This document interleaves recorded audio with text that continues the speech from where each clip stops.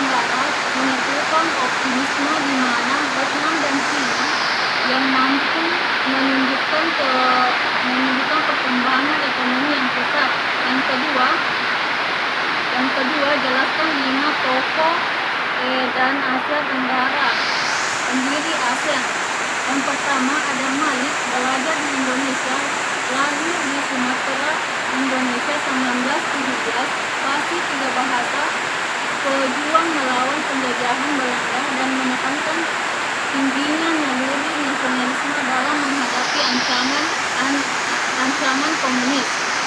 Yang kedua, Hanan Kohan, lahir di Thailand 1914, memperoleh pendidikan di Prancis dan seorang kolonialisme yang gigih. Yang ketiga, Nafityo Ramos, lahir di Filipina 1900 dan belajar di Amerika dan belajar di paham sejarah Amerika dan tokoh-tokoh pemikir dan gigih dari Amerika. Abdul Razak, lahir di Pahang, Malaysia 1922 dan belajar di Raffles College dan melanjutkan studi di London 1940 dan 1950. Raja Ratnam terlahir di sebuah keluarga Tamil Hindu Sri Lanka 1955, hijrah ke Sri Lanka hingga ke Singapura pada usia 3 tahun, di mana Singapura pada saat itu masih di bawah kekuasaan Inggris. Nomor 3, apa yang dibentuk setelah 5 tokoh ASEAN bertemu? Pertemuan 5 tokoh tersebut dengan background agama, pendidikan, budaya yang berbeda membentuk deklarasi ASEAN. Nomor 4, jelaskan pandangan Georgio Yeo dalam perkembangan Asia Tenggara. Pandangan Georgio Yeo, ASEAN merupakan perwujudan berkelanjutan Asia Tenggara dalam sejarah. Nomor 5, sebutkan 4 gelombang yang mempengaruhi perkembangan politik Asia Tenggara. Yang pertama, gelombang India, gelombang Cina, gelombang Muslim, yang gelombang Islam Barat. Yang keenam, jelaskan salah satu 4 gelombang yang mempengaruhi perkembangan politik Asia Tenggara. Gelombang Cina, pengaruh Cina terasa lebih besar dalam bidang politik dan ekonomi. Yang kedua, sistem UPT diterapkan oleh Cina yang berusaha memaksakan hegemoni atas Asia Tenggara. Yang ketiga, negara Cina memandang sesuai dengan hubungan negara-negara lain sebagai hubungan bantuan batasan. Yang ke nomor 7, mengapa dikatakan gelombang yang mempengaruhi perkembangan politik Asia Tenggara? Karena sekelompok pengguna bahasa Austronesia di sekitar Selat Malaka dan Laut Jawa memanfaatkan lokasi mereka di daerah yang menurut para pengelana Cina disebut ujung muson atau monsun. Yang ke-8, sebutkan 3 fase perkembangan Asia Tenggara. Yang pertama, fase kritis. Yang kedua, fase berlangsung sepanjang 1900 dimulai pada berakhirnya Perang Dingin. Fase ketiga dimulai pada abad ke-21. Fase ini meningkatkan perkembangan kelembagaan. Nomor ke-9, jelaskan salah satu dari 3 perkembangan Asia Tenggara. Fase ketiga dimulai pada abad ke-21. Fase ini lebih meningkatkan perkembangan kelembagaan. Nomor 10, jelaskan 5 faktor pembentukan ekosistem perdamaian.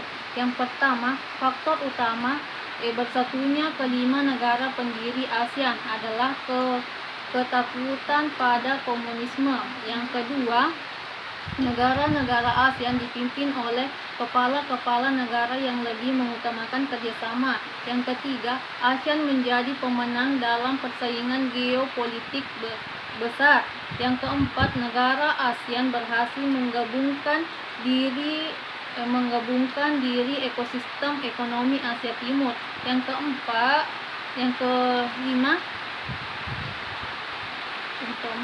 keempat, negara ASEAN berhasil menggabungkan dari ekosistem ekonomi Asia Timur. Yang kelima, di mana ASEAN meraih momentum dan ASEAN bergerak maju. Nomor 11, jelaskan salah satu dari 5 faktor-faktor pembentuk ekosistem perdamaian. Faktor-faktor utama bersatunya kelima negara pendiri ASEAN adalah ketakutan pada komunisme. Nomor 12, sebutkan keberagaman Asia Tenggara. Yang pertama, momen-momen historis. Yang kedua, menekankan identitas kultural. Yang ketiga, aksara yang digunakan. Yang keempat, bentuk pemerintahan yang beragam. Yang kelima, keberagaman sistem pemerintahan. Yang keenam, keberagaman yang dianut. Yang ketujuh, pengalaman penjajahan. Nomor 13, jelaskan 3 dari 7 keberagaman Asia Tenggara. Momen historis menunjukkan yang ada di Asia Tenggara. Yang kedua, menekankan identitas kultural masing-masing yang berasal dari peradaban yang berbeda. Yang ketiga, aksara yang digunakan negara-negara kawasan Asia Tenggara yaitu Latin, Thai, Laos, Burma, Timor, Khmer, dan Jawi. Nomor 14, deskripsikan atau jelaskan negara Brunei Darussalam, Kamboja, dan Indonesia. Brunei Darussalam memiliki penduduk yang sedikit di antara kawasan Asia Tenggara. Yang kedua, negara kedua paling kaya dari Singapura setelah Singapura. Yang ketiga, memiliki cadangan minyak dan gas yang melimpah. Yang ke Kamboja pernah mengalami genosida. Yang kedua, Kamboja melewati banyak penjajahan dari negara-negara asing. Yang ketiga, Kamboja memiliki pengelolaan air terbesar di Phnom Penh. Indonesia merupakan negara kepulauan terbesar di dunia. Indonesia mengalami penjajahan dari negara asing. Indonesia memiliki luas daerah yang berpotensi. Indonesia memiliki letak geografis yang strategis. Nomor 15, deskripsikan atau jelaskan negara Laos, Malaysia, Myanmar. Myanmar memutuskan mengakhiri isolasi diri terhadap dunia luar. Myanmar adalah sebuah negara multi etnis. Myanmar menghadapi transisi politik yang sulit. Malaysia, kemajuan pelayanan kesehatan, bergabung dalam kemitraan Trans-Pasifik. Malaysia mengalami transportasi yang cepat.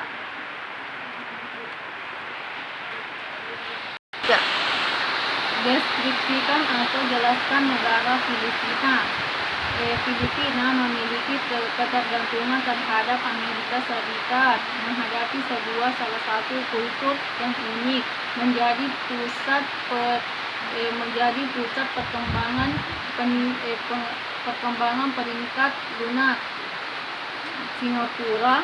Singapura adalah pecahan kota dari pecahan kota dari Malaysia yang kemudian berdiri sendiri ke Singapura, kemandirian Singapura karena dukungan dari pemimpin yang luar biasa. Singapura banyak menggagas kerjasama di ASEAN. Nomor 17, deskripsikan atau jelaskan negara Thailand dan Vietnam. Thailand memiliki kebudayaan yang kaya, unik, dan terkenal dengan keunikannya. Satu-satunya negara di kawasan Asia Tenggara tidak dijajah oleh bangsa Eropa. Vietnam, negara yang unik, melakukan informasi ekonomi, perekonomian Vietnam berkembang cepat. Nomor 18, jelaskan pemikiran politik Islam klasik. Pemikiran politik Islam klasik yang pertama, pesona politik yang kuat bagi banyak orang. Pemikiran politik Islam yang bersifat unik. Nomor 19, jelaskan pemikiran politik Islam masa pertengahan.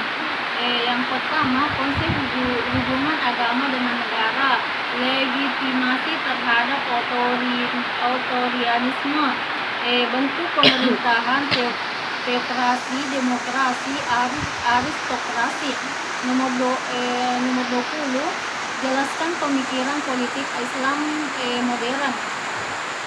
Yang pertama, tipologi hubungan organik dan bentuk pemerintahan teodemokrasi.